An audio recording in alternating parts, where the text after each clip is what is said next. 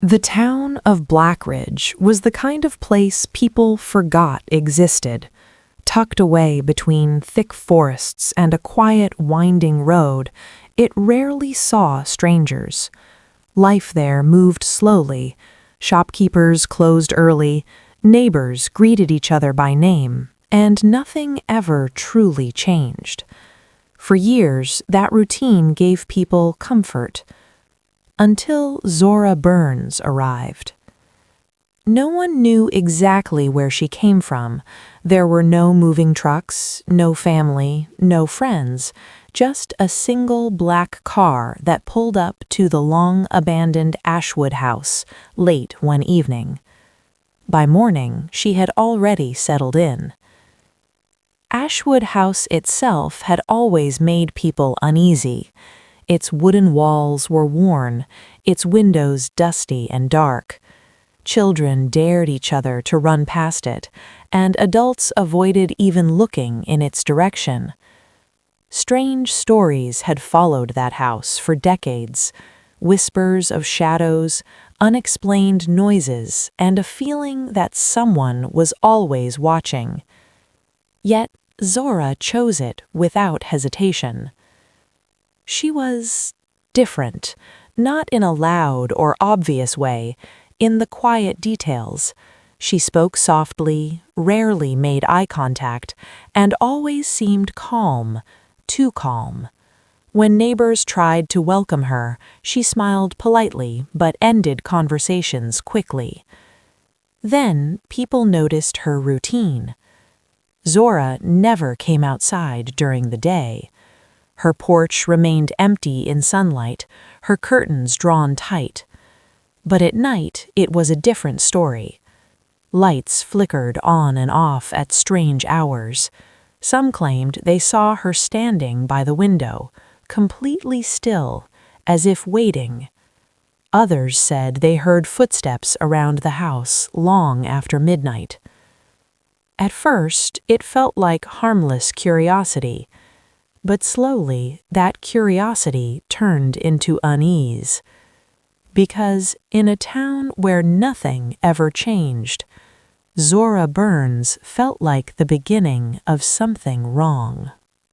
At first, no one connected the silence to anything unusual. Daniel Hargrove was known for working late. As the town's only mechanic, it wasn't strange for him to lock up his garage well past midnight.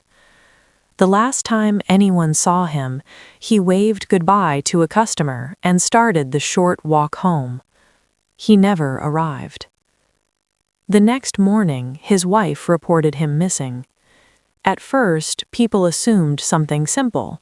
Maybe his car broke down somewhere, or he stayed with a friend.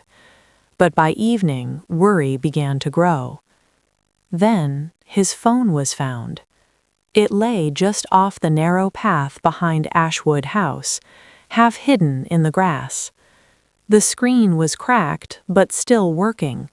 There were no messages, no calls, just one strange detail. The last recorded activity was at 2:13 a.m. Police searched the surrounding woods immediately. Officers combed through the trees, calling his name, scanning every inch of ground. But there was nothing. No footprints, no signs of struggle, no evidence he had even been there for long. It was as if he had simply vanished. A week later, it happened again. Lily Carter, a quiet 16-year-old, disappeared on her way home from a friend's house. Several people reported seeing her walking along the same road, toward Ashwood House. After that, the town changed. Parents stopped letting their children go out alone. Shops closed earlier than usual. Conversations lowered into whispers whenever Zora Burns' name came up. Some claimed they saw movement inside her house late at night, shapes passing behind curtains. Others heard faint cries carried by the wind. No one had proof, but fear doesn't need proof to grow. And in Blackridge, that fear was spreading fast. By the time the second disappearance was reported, Blackridge was no longer calm. It was tense, watchful, and afraid. That's when Detective Aaron Cole was assigned to the case. Cole wasn't from a small town. He came from the city, where missing persons cases often had clear patterns, conflicts, motives, evidence. He didn't believe in rumors or ghost stories, and he certainly didn't believe in haunted houses. But Blackridge felt different. From the moment he arrived, he noticed how people avoided speaking directly. When asked about the disappearances, they hesitated, then quietly mentioned the same name: Zora Burns. Cole didn't act on suspicion alone. He started with facts. He reviewed timelines, examined Daniel's phone, and walked the exact path Lily had taken. Every lead seemed to circle back to one place: Ashwood House. So he began watching it. For 2 days, nothing unusual happened. The house stayed quiet. Curtains closed. No visitors. No movement. It almost felt like a dead end. Until he noticed something strange. There were no utility records. No internet connection. No active service lines. Yet Zora claimed to work remotely. Her lights turned on every night, but according to records, there should have been no power. That didn't add up. Cole decided to observe overnight. He parked far from the house, hidden behind trees, waiting in silence. Hours passed. The town slept. The woods remained still. Then, at exactly 2:13 a.m., the front door creaked open. Zora stepped out. She moved slowly, deliberately, as if she knew exactly where she was going. Without hesitation, she walked straight toward the woods behind her house. Cole followed at a distance, careful not to make a sound. The deeper they went, the colder the air felt. Finally, Zora stopped, in a small clearing. She looked around once, then picked up a shovel and started digging. Detective Cole didn't move at first. From his position behind the trees, he watched Zora in silence. The sound of the shovel cutting into the earth echoed softly through the clearing. It was steady, controlled, almost routine. There was no panic in her movements, no hesitation. It was as if she had done this many times before. After several minutes, she stopped.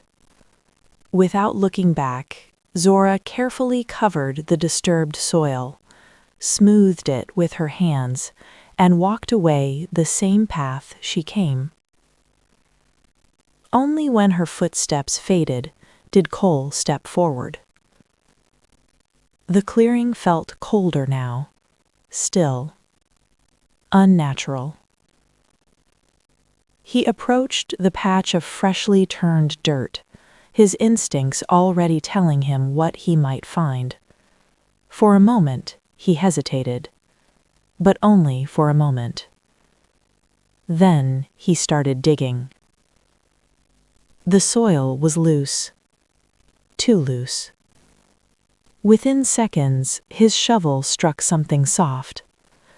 Cole dropped to his knees and brushed the dirt away with his hands. A pale human hand emerged from beneath the ground. He froze. Backup was called immediately. Within minutes, flashing lights filled the woods, breaking the darkness that had hidden the truth for so long. Officers secured the area, and forensic teams began their work. What they uncovered was far worse than anyone expected. Not one body, but several. Daniel Hargrove, Lily Carter, and 3 others who had been reported missing in nearby towns over the past months. All buried in the same clearing. All hidden just beneath the surface. The evidence was overwhelming. Zora Burns was arrested at dawn. She didn't resist. She didn't argue. As officers placed her in handcuffs, she simply looked at Detective Cole and smiled. A calm, unsettling smile. Then, in a quiet voice, she said words that sent a chill through everyone who heard them. "I didn't kill them." She paused. "I saved them." Zora Burns' trial became a national obsession. News channels covered every detail.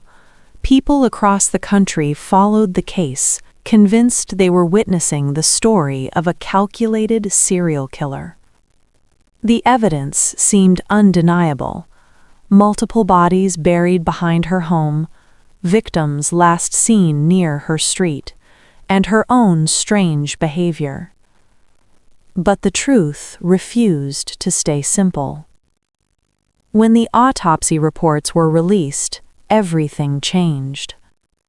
Each victim showed no signs of physical harm, no wounds, no poison, no indication of struggle.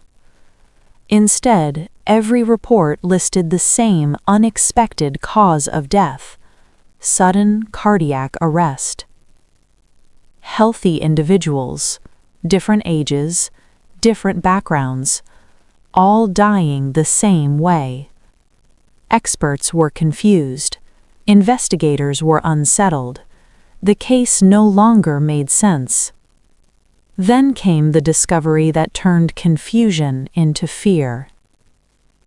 During a deeper search of Ashwood House, officers uncovered a hidden basement room concealed behind a false wall.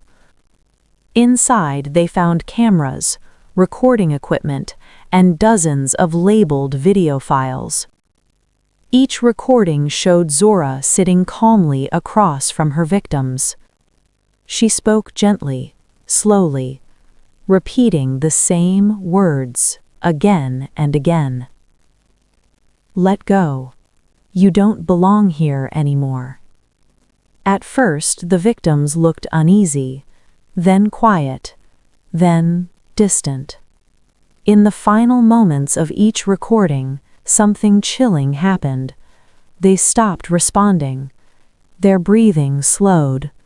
And then, nothing. Psychologists reviewing the footage suggested something deeply disturbing. Zora wasn't using force. She wasn't poisoning them. Instead, she was manipulating their minds, pushing them into a state so intense that their bodies simply shut down. The court ruled her mentally dangerous beyond comprehension. Zora Burns was sentenced to life in a high-security psychiatric facility. But even now, the case refuses to rest. Every night at exactly 2:13 a.m., security cameras capture the same unsettling scene. Zora sits upright in her bed, staring into the darkness, smiling, and whispering softly, as if someone is listening. If this case left you unsettled, you're not alone. Because some stories don't end when the trial is over. They stay with you. So tell me, what do you think really happened to Zora Burns' victims? Was it manipulation or something far more disturbing? Comment your theory below. And if you want more chilling true crime stories like this, subscribe now and don't forget to turn on notifications, because the next case might be even darker.